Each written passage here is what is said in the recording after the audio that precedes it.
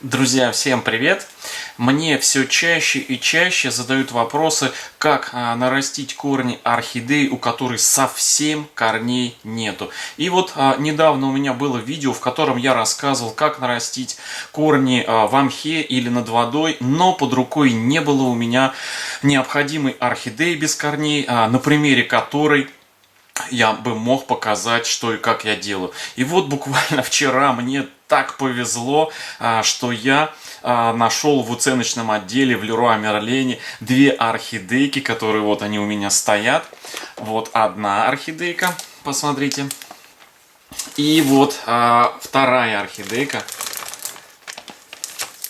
Я их купил обе купил за 398, по-моему, рублей. Ну, грубо говоря, за 400 рублей обе купил. Каждая из них была по 198 рублей.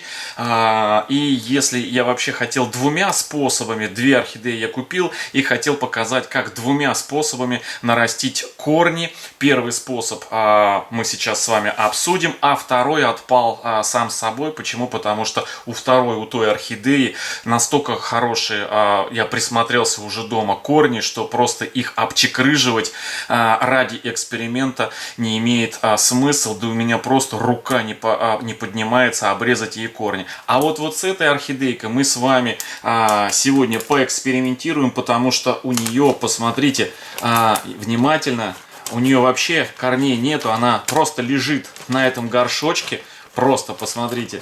И вот мы сегодня с вами будем ей создавать условия все, как нарастить ей корешки. И пойдемте, я вам все это дело покажу и расскажу, друзья. Вот и наша орхидеечка. Конечно, у нее видно есть парочка воздушных корешков, но остальные корни у нее сгнили. Сейчас я поставлю поднос наш уже знаменитый и разрежу пленочку.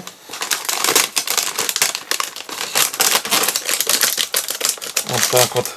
Я почему затеялся этим экспериментом, именно этим экспериментом, который сегодня вам покажу, потому что у некоторых зрителей нашего канала возникают особые трудности, связанные с одним из вариантов наращивания корней, который происходит посредством использования мха. По тем или иным причинам корни гниют в мхе, и не получается реанимировать орхидейки. Но хочу ответить на эту проблему тем, что, во-первых, возможно, мох не сфагнум, а под видом сфагнума на самом деле огромное количество продается другого мха, который не обладает антибактерицидными свойствами. И поэтому орхидейки, у которых гнили корни, они продолжают и в том мхе дальше гнить. Буду располагать ее над водой. Для этого нам понадобится сама, собственно говоря, орхидея. И вот такое вот кашпо, о котором я уже приводил в пример, когда рассказывал о способе наращивания корней над водой и в мхе. И если на тот момент у меня была возможность показать способ наращивания орхидейки в мхе, точнее, то над водой показать, как это сделать, не было. Вот сейчас хороший момент это сделать. Но, друзья, мы сегодня не будем использовать именно вот это кашпо по той причине, что когда я рассказывал, оказалось, что у большинства, наверное, зрителей нашего канала нет возможности приобрести подобное кашпо из-за отсутствия магазинов вообще поблизости специализированных. И кто-то меня спросит, Георгий, точнее уже спрашивали, зачем ты покупаешь уценки? На самом деле, не покупаю для того, что там уценка ради орхидейки. Нет, я покупаю уценки для того, чтобы на их примере показать, что можно сделать, как реанимировать, какие-то провести более или менее полезные эксперименты и показать, как легко и просто из простой вот такой вот орхидейки вырастить красотку. Не бойтесь покупать. Вот в таком состоянии, видите, она даже вот там одним корешочком прикреплена. Я даже ее просто сейчас вытащу из этого грунта, потому что грунт он такой, это кокосовые чипсы. И вот посмотрите, у этой орхидеи один всего лишь корешок, более или менее я вижу нормальный. Вот так уберем ее отсюда, все это дело лишнее сейчас. И нам понадобится для пересадки этого экземпляра, я еще раз говорю, не вот это мы возьмем кашпо, а вот такую вот обычную пластиковую бутылку. Я чуть позже в этом видео покажу, что мы из нее сделаем, из такой вот бутылочки. Пока поставим ее вот сюда и в стороночку уберем кашпо, чтобы нам не мешали. Все корни у нее практически гнилые. Вот они, засохшие, гнилые, вот прям отпадают. Здесь вот один единственный у нее корень, и тот начал гнить. Процесс, вы видите, вот он, гниение. Сейчас мы с вами его почистим. То есть сегодняшнее видео, друзья, это видео, что и как сделать с орхидеей, чтобы через пару месяцев у этой орхидеи пошли хорошие корни. То есть только и всего. Вот сегодня это первая часть. И в дальнейшем мы с вами будем за ней следить. И определенные процедуры я буду с ней проводить и вам показывать. Отсекаем для начала все вот эти вот такие вот сухие корешки.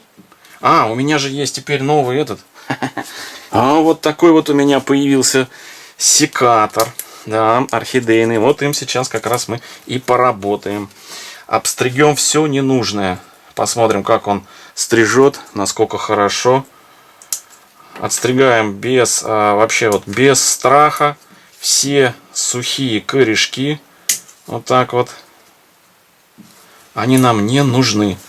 Вот здесь вот у нее попка, видите, такое вот основание. Вот этот корень тоже. Обрезаем все, ничего не оставляем. Лист вот этот нам тоже не нужен, убираем его. Вот это тоже все гнилое. Аккуратненько, не повредить основание орхидейки. Оно нам нужно, оно нам важно. Вот эти вот все сухари мы срезаем. Вот. Лист, я так вот этот вот детородный, он нам тоже не нужен. Я уже показывал, как такие листики удаляются. Они разрезаются вот так вот поперек. Раз. И потом просто оп, снимаются в стороны. Вот так. Я такой бы, что, наверное, даже и... посмотрите, видите? Вот здесь вот видно червец прячется. Вот такой вот. Но он нам тоже не страшен, потому что мы сейчас... я обработаю эту орхидейку в растворе. Вот так вот все эти штучки мы уберем ненужные. Посмотрим, что у нас тут в середке. Вроде в серединке там продунуть надо. Непонятно, непонятно. Такое ощущение, что там был листочек, зарождался, и, по-моему, он засох. Сейчас я возьму деревянную палочку. Или это просто что-то туда попало. Посмотрим. Не знаю, видно вам, нет, друзья? Ну, по-моему, это... По-моему, это листик у нее засох там внутри. Ну, посмотрим. Посмотрим. В общем, смотрите, друзья, вот эти вот все оставшиеся, ну, вот эти два корня у нас остаются. Вот, кстати, посмотрите, вот здесь вот в пазухе, посмотрите. Вот тут в пазухе, вот, прячется червец. Видите? Вот здесь. Вот он. Мы его просто вот отсюда, здесь его убираем. Палочкой хорошенько его там. Все это дело они любят в этих пазухах прятаться. Да. И потом я... Но у нас сегодняшнее видео это не видео, как обработать от различного рода жучков, паучков и всего остального.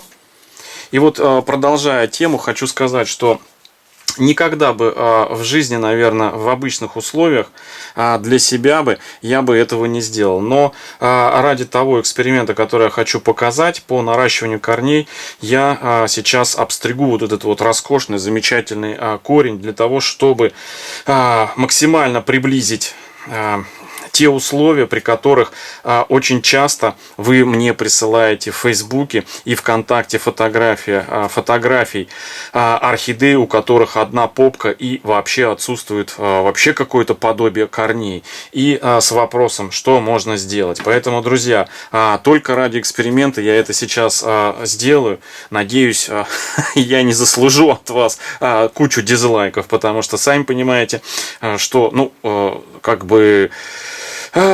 эксперимент должен проводиться, и даже это не эксперимент, потому что я знаю результат наперед, что будет, что корни отрастут, но просто чтобы максимально вы сами понимали и видели, что это все работает без всяких там каких-то приукрасов. Я просто отстригу этот корень вот так, все, не будем мы на них смотреть больше, уберу их сейчас, чтобы не смущать вас. Вот так, все. Нету. И вот осталась вот такая вот, такая вот ботва. Все срезы и обрезы я прокапаю перекисью водорода, там где срезал. Ничего она не убьет, не сожгет. Она 3%. Она хорошо обеззараживает все грибочки ненужные, всякие бактерии, она хорошо уничтожает. Вот так вот прокапываю. Все, друзья, и вот в таком состоянии, вот видите, вот такой вот пенечек.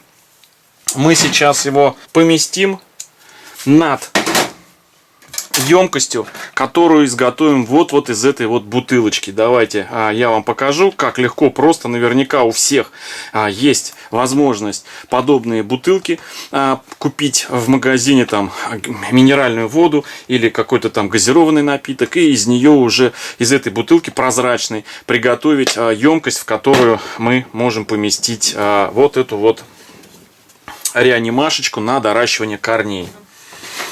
Нам понадобится ножичек, чтобы сделать отверстие, и вот такой ножницы, чтобы обрезать.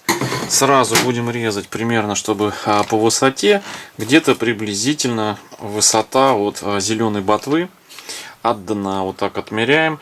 Значит, предположительно, где-то вот в этой области сделаю дырочку. Аккуратно, чтобы не проткнуть себе руку. Вот так. И спокойненько ее обрезаем. Вот так.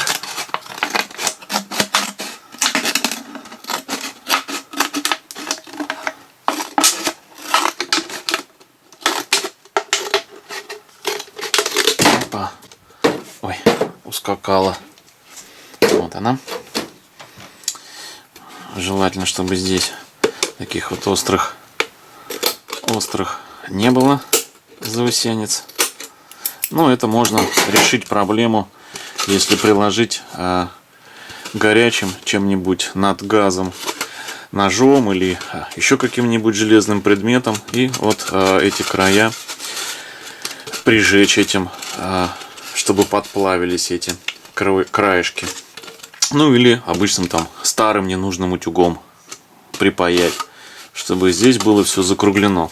Но мы этого сейчас делать не будем, а сделаем подставочку под орхидейку. Вот так вот она должна быть на такой высоте. Вот здесь вот. Вот эту штучку нам нужно отрезать, чтобы ее сюда внутрь поместить. Точно так же все просто.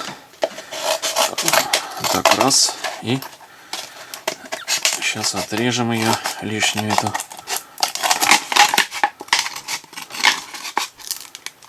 Вот так вот.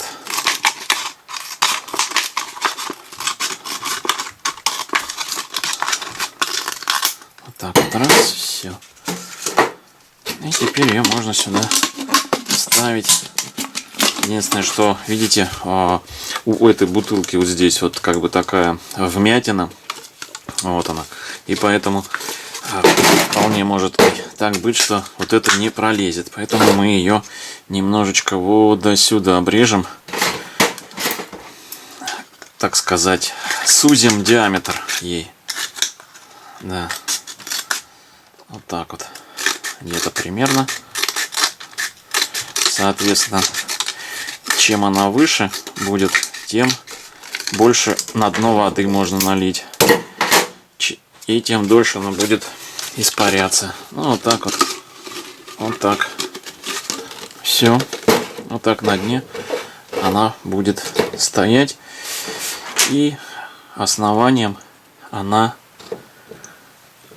на эту крышечку, на эту, точнее на это горлышко ляжет. А сюда на дно нальем воды.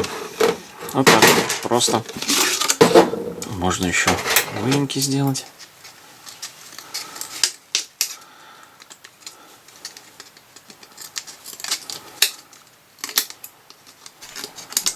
Раз, и все. Все. Ну, теперь она никуда не денется.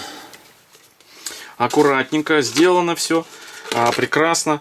По размеру мы сейчас ее подберем.